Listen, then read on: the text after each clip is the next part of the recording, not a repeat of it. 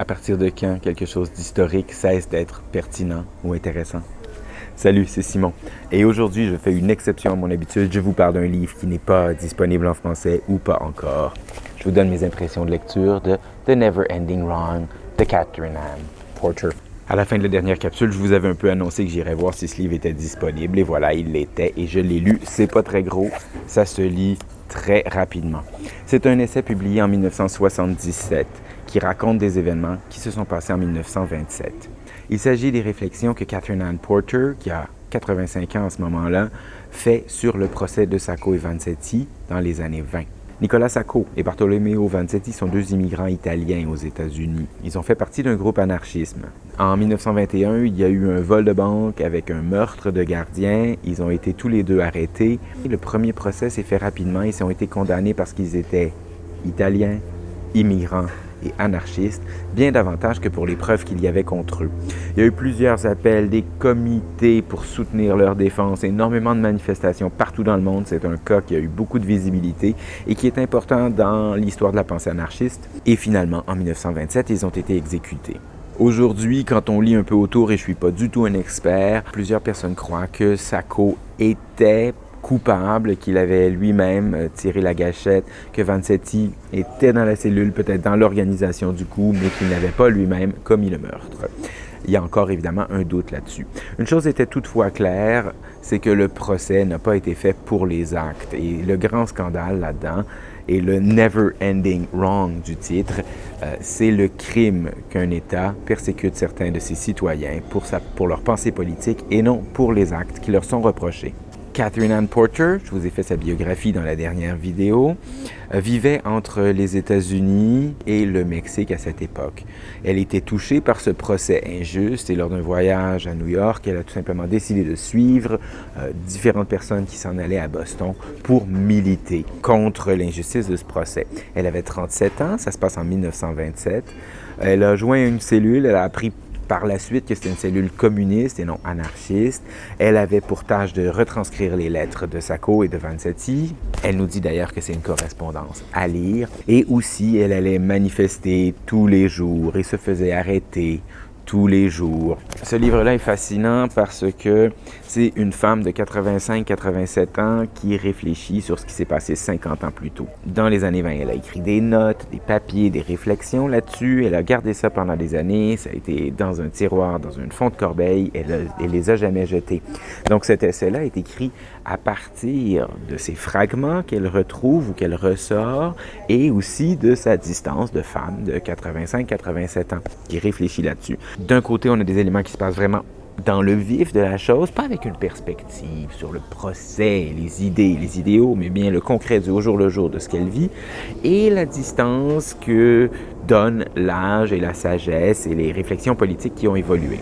The Never Ending Wrong donne un éclairage intéressant sur son œuvre précédente. J'ai aussi écouté une super entrevue d'une demi-heure qu'elle a donnée vers la fin de sa vie. Je vous mets le lien en bas.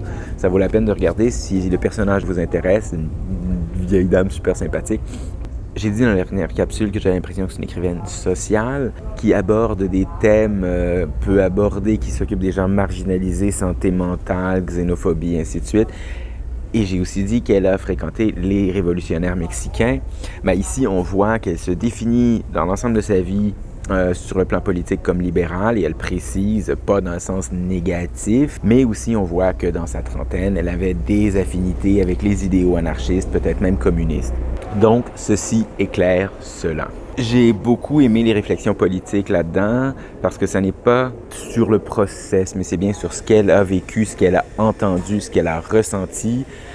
Ça m'a donné un peu l'impression, et c'est à ça que j'ai pensé souvent pendant ma lecture, qu'en 2062, quelqu'un publie ses souvenirs des manifestations étudiantes de la grève de 2012 au Québec, par exemple. Les thèmes sont présents, c'est-à-dire l'anarchisme, le bien commun, les injustices, mais aussi cette idée que quand on est dans une manifestation, quand on s'implique pour quelque chose, on n'a pas la vue d'ensemble. Et ça, on le voit ici parce que la vue d'ensemble est amenée par l'âge. Il y a des réflexions aussi sur le but dans le militantisme, et ça, j'ai trouvé ça vraiment cool. La chef de la cellule où Catherine Ann Porter travaille affirme que pour elle, c'est pas important que Sacco et Vanzetti soient sauvés. Ils ont plus de valeur comme martyrs exécutés que comme personnes qui vaut la peine de sauver. Donc la réflexion sur la fin et les moyens, c'est là aussi. En montant à ma capsule, je vois que j'ai plus ou moins répondu à la question avec laquelle j'ai commencé. À partir de quand les événements historiques perdent de leur valeur? Catherine Ann Porter, dans son petit mot de préface, affirme que pour elle, quand l'histoire est rendue enfermée dans les caveaux des pages des livres, c'est comme si les événements n'avaient jamais existé.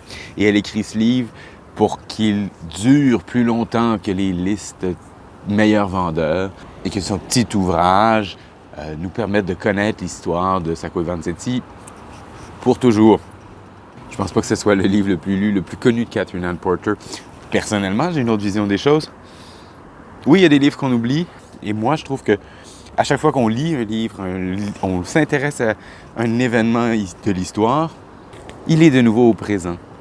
Quand je lis le livre, je suis en ce moment en 2021 et tout ce qu'elle raconte là, même si ça se passe en 1927, c'est de nouveau dans mon présent. Je l'accompagne au présent, je vis ça au présent et à chaque fois, ces pages de l'histoire affluent de nouveau vers le présent. Mais c'est sûr que c'est pas tous les livres qu'on lit toujours. Alors il y a une tension super intéressante. Est-ce que consigner quelque chose par écrit, c'est garder vif à la mémoire ou si c'est un moyen d'enterrer encore plus? Qu'est-ce que vous pensez que c'est le lien entre l'histoire et la littérature? Est-ce que ça vaut la peine de raconter des événements politiques marquants pour s'en rappeler, pour témoigner? Vraiment, je suis bien content d'avoir lu ça. Je sais, je suis désolé, c'est pas disponible en français, mais ça vaut la peine de jeter un coup d'œil à The Never Ending Wrong de Catherine Ann Porter. Merci de votre attention. Bonne lecture et à la prochaine.